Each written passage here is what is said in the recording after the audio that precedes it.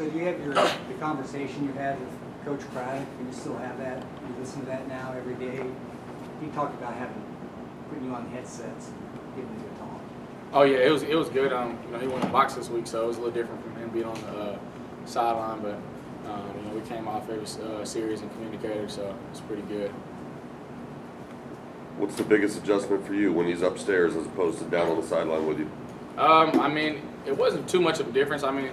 Is that I just couldn't physically see him every time, but every time I came to the sideline, we had one of the equipment managers who had a headset just for me, and so when I come on the sideline, I just take my towel and my headset and just sit there and talk to him. He'd tell me what he's saying, and it's different. He's getting that aerial view, so he's been able to see everything on the field, be able to see if I'm missing anything, and let me know, hey, keep it going, or whatever it is. And Coach Smith was really just kind of like my guy who I was with every time I came to the sideline, just encouraging me, telling me, hey, this is what this is. Coach Craddock saw this, and then I talked to Coach Craddock, and we just go from there. But I think it was a really smooth transition from him going up into the box. In what ways does that help you as a quarterback? I think it's just, because he's seeing things that I can't see. When you're out there, you're just seeing everything from a level view, and he's getting up top and being able to see. And I think it really helped him as far as, being able to see what he wanted to call and different things like that too. So just that view and being able to come off to the sideline and hear what he's saying, I think it helped us. Coach Morris was talking about Temple holding Memphis to, 12 points. 12.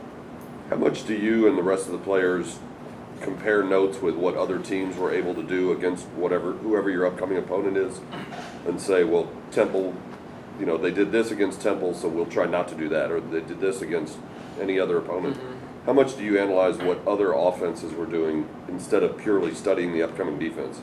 Well, I think you have to do a combination of both. Every team has an identity. Every team has things that they want to do offensively and defensively. And so, we watch all the film. We'll watch when they play Temple a little bit. They run a lot different offense than we do. But we'll watch the games that they played, and we'll see what they want to do defensively, and we'll see what things work against them. We'll see what things that we want to do, what we think will work against them. But as far as scoring points, and I think that's purely on us, and that's how we're going to play, and how we're going to execute and follow the game plan that the coaches are putting out for us. We'll look at some scores and we'll see that, but when it comes down to putting the things on the field, putting the product on the field and producing, we leave that purely up to us and not to any other team. What was the biggest difference against Navy? You guys started with 3 and outs. Mm-hmm. You had 2 this game. Yet after the second one, you guys really took off. Was that just something mentality for you guys, or was there something that sparked you?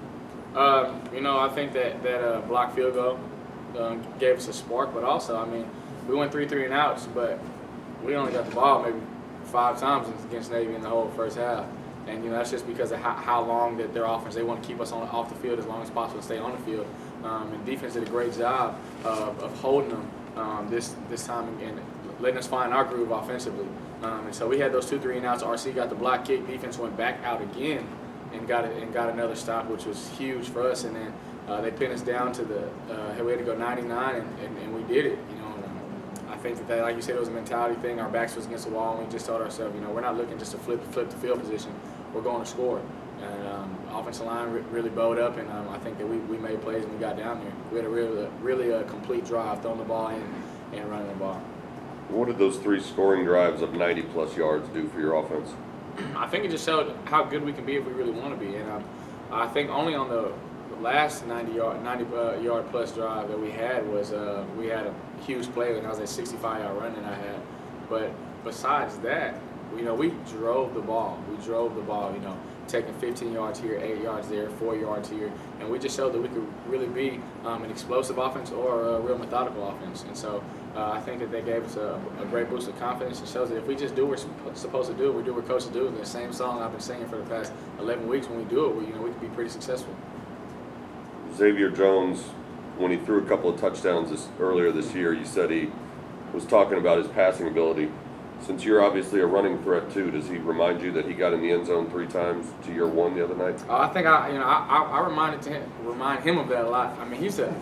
Xavier's grown up so much since he's first gotten here, and maturity-wise, and just as a player. Just to see his growth from the Baylor game into last Saturday is amazing, and I'm proud. Xavier's like a little brother to me, so I'm extremely proud of him, excited for him and what he did. Breaking that record this Saturday. Actually, on one of his touchdowns, it was I was supposed to run it, but I gave it to him. Guy was like, man, I'm trying. He's like, man, give me the ball, bro. I got you, man. Go score. And so he went and scored, and so I was super excited for him. I'm just proud of how he's handling it. He's handling it. He comes to practice and workouts every day hungry.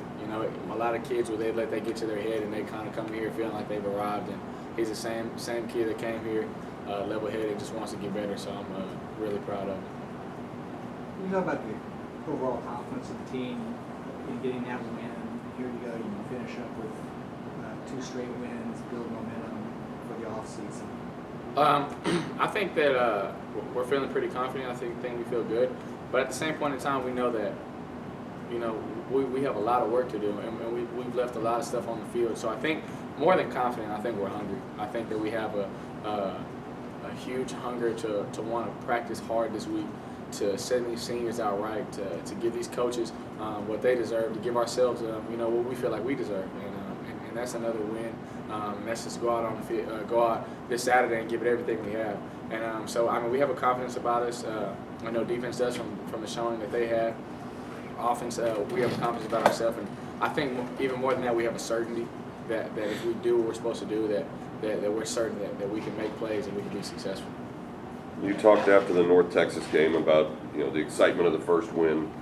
This week it was the excitement of the first conference win. What would a road win mean for you? Oh, it'd be huge because we've been close. We've been close, and we had TCU on the ropes with down five. We had a huge chance at Houston when we were making plays, but right before the halftime. But this road win would be huge. I think that really catapulted us, from a team that was ranked 13 at some point in time. It's still the same team. They have the players, and they have the confidence, and they're hungry too. Their backs against the wall. So I think this road win would be huge for our program, huge for these seniors, and I think it would really catapult us into the offseason. What's the biggest challenge Memphis's defense presents, or the thing that impresses you the most about Memphis's defense? I think they're an athletic bunch. And if you watch them when they played against Ole Miss, they were flying around. They had a lot of confidence. And like I said, they're an athletic bunch, and they're going to come down. Last year that's just one thing that Memphis has.